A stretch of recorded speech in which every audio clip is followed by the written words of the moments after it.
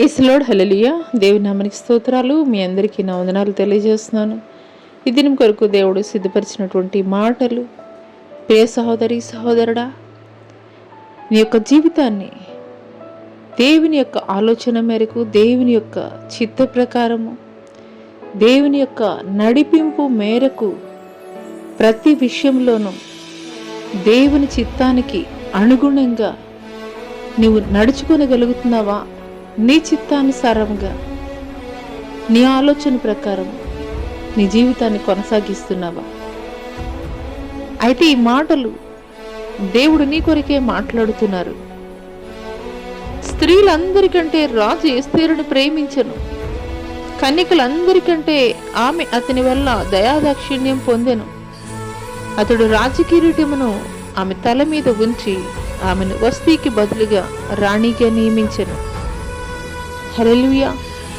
ఈ మాటలు వింటున్నటువంటి ప్రియనేస్తమా, ఎస్తేరు షూషాను కోటలో ప్రవేశించినప్పుడు షండుడైనటువంటి హేగే యొక్క అలంకరణ మాత్రమే తప్పించి మరి ఏమీ కూడాను ఆమె కోరుకున్నటువంటిదిగా లేదు. అందునిమిత్తమే రాజు అయినటువంటి అహష్వరోషు రాజు యొక్క దయ పొందుకొన్న ఆమె రాణిగా అహష్వరోషు రాజు ఎన్నుకున్నాడు. రాజు కిరీటాన్ని ఆమె తల మీద ఉంచి ఆమెను రాణిగా నియమించాడు. ఈ మాటలు వింటున్నటువంటి ప్రియనేస్తమా, నీవు దేవుని యొక్క ఆలోచన మేరకు, దేవుని యొక్క చిత్తానుసారంగా, పరిశుద్ధాత్మ నడిపింపు మేరకు నీ యొక్క జీవితాన్ని నీవు కొనసాగించగలిగినట్లయితే ఒక ఎస్తేరులాగా,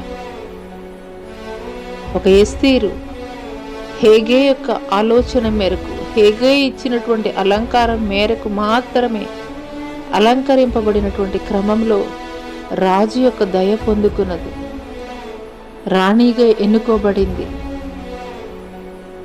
అదే రీతిగా నీవు కూడా పరిశుద్ధాత్మ యొక్క ఆలోచన మేరకు, పరిశుద్ధాత్మ యొక్క నడిపింపు మేరకు నీ జీవితాన్ని కూడా కొనసాగింపగలిగినట్లయితే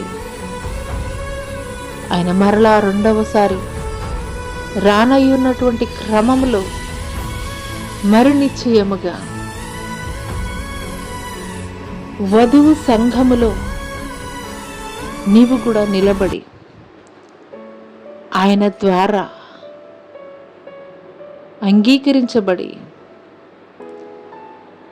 ఆయన ప్రక్కన ఉండేటువంటి అర్హతని దేవుడు నీకు దయచేయబోతున్నాడు. అట్టి కృప దేవుడు నీకు దయచేయను గాక. ఆమేన్.